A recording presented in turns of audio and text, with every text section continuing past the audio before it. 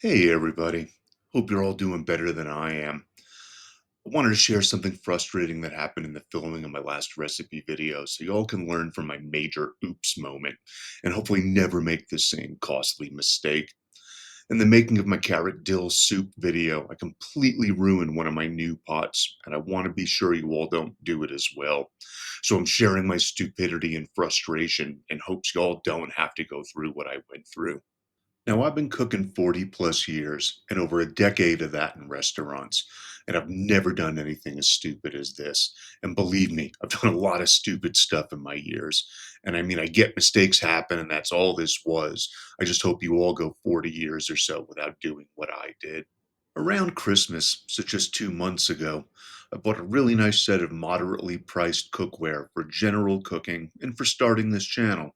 Not super expensive, but not cheap either. I grew really attached to them quickly. I mean, they look nice, they cook really well, and I've used pieces from the set in all of my recipe videos so far. I even use them weekly for home cooking. So, in my haste of setting up and staging for filming, talking with Dawn about what we wanted to capture on video, and in general, just being focused on the video side of everything, I didn't think about what I was making or what I was making it in. And in my mental absence, I turned a normally cheap soup recipe into a very expensive lesson. So, what was my big mistake? How did I trash my brand new pot? How did I throw $75 into the trash? Well, you can see me here happily wand blendering carrot dill soup. What you don't see is that this is an unguarded metal tipped wand blender on new nonstick, just wrecking the bottom of my pot. I might as well have run a chainsaw through there, or maybe like a school of piranha or something. So at least learn from my mistake. Don't run a wand blender in a nonstick pot.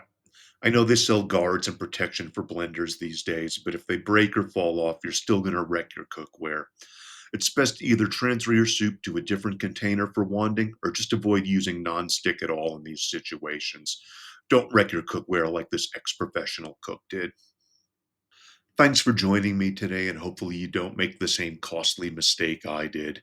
Please like, comment, and subscribe if you could. It really helps out the channel. I hope you all have a better day than I did.